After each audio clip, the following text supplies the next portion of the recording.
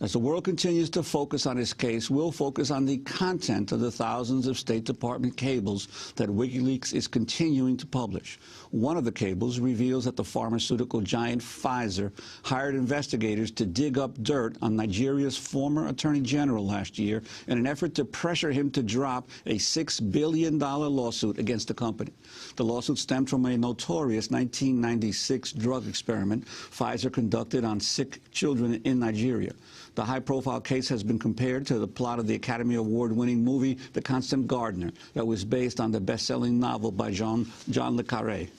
In 1996, Pfizer's researchers selected 200 children at an epidemic hospital in Nigeria for an experimental drug trial. About 100 of the kids were given an untested oral version of the antibiotic Trovan. Researchers did not obtain signed consent forms, and medical personnel said Pfizer did not tell their parents their children were getting the experimental drug. 11 children died. Others suffered disabling injuries, including deafness, muteness, paralysis, brain damage, loss of sight, slurred speech. The details of the case were first exposed in 2000 in an investigative series in The Washington Post. In 2007, Nigerian officials brought criminal and civil charges against Pfizer in a multi-billion-dollar lawsuit. A State Department cable from 2009 details a meeting between Pfizer's country manager, Enrique Leggeri, and U.S. officials in Abuja. The cable reads, according to Leggeri, Pfizer had hired investigators to uncover corruption links to Federal Attorney General Michael Aundaka to expose him and put pressure on him to drop the federal cases. A few months later, Nigeria settled with Pfizer for just $75 million.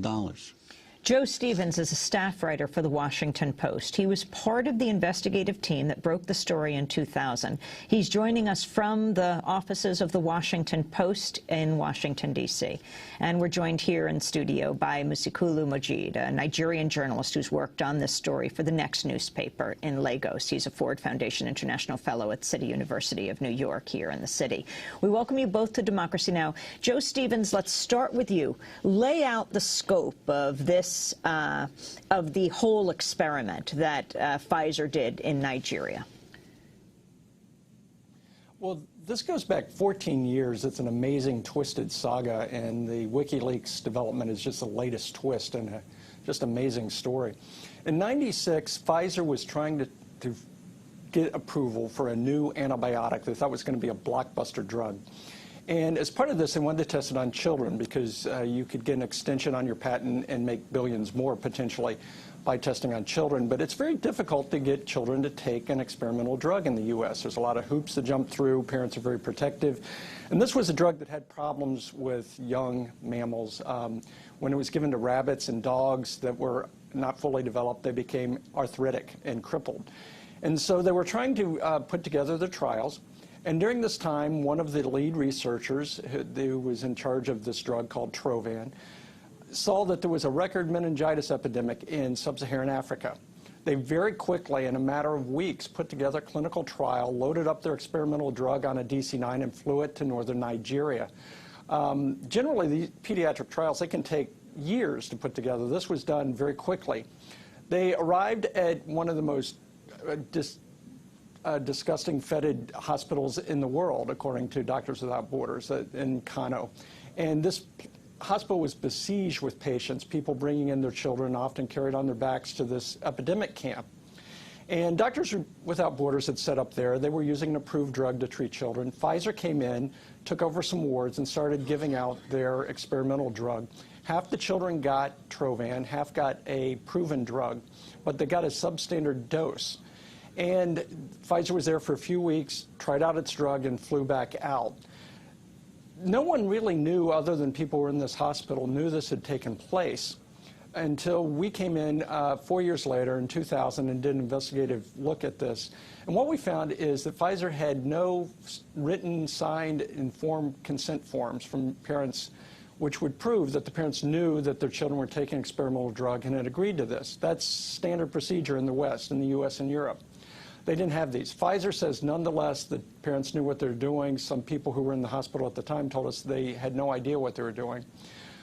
They defended their trial and said that this was an ethical trial to do, partly because they had an ethics approval from Nigeria, and they gave us a copy of this report. We later found out that this was not a real ethics approval letter, that the letterhead it was composed on didn't exist at the time of the trial. And later, the lead investigator for Pfizer in Nigeria acknowledged to us that when there was an FDA audit in the U.S., Pfizer had called and said, we need a copy of this ethics approval letter immediately.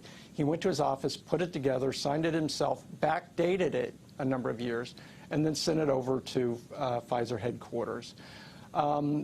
So this has been going on for a long time. After our stories, there was an official federal investigation in Nigeria, but it was never made public. It disappeared. And many years later, we finally got a copy of this report. It concluded that Pfizer had violated both Nigerian law and international law and was very critical. It also mentioned that members of the investigative panel had been the target of death threats during the investigation. We were told there were 3 copies of this report. Attorneys in the U.S. who brought a class action lawsuit said they had spent years trying to find this report that we came up with. One they tracked to a safe, and when they opened the safe, it was not there. Another was supposedly in possession of a man who died before the lawyers got to him. After we made this report public, there was a new set of public officials in power in Nigeria, and they decided to bring criminal and civil charges against Pfizer, including homicide, both Pfizer and some current and former employees of Pfizer. The state of Kano in the northern Nigeria settled for $75 million. The federal charges, which initially were seeking $7 billion from Pfizer, just sort of evaporated. We never knew what happened to them. And now this new revelation comes out and raises very serious questions about why those charges just evaporated. We're going to go to break, and then we will come back. We're talking to Joe Stevens, who's a reporter at the Washington Post, who broke this story with others in a long investigative series in the year 2000, and now they have surfaced again in this U.S. diplomatic cable that was released by WikiLeaks. We'll also be joined by a Nigerian journalist who's worked on this story, Musakilu Mujid. This is Democracy Now! We'll be back with them in a minute.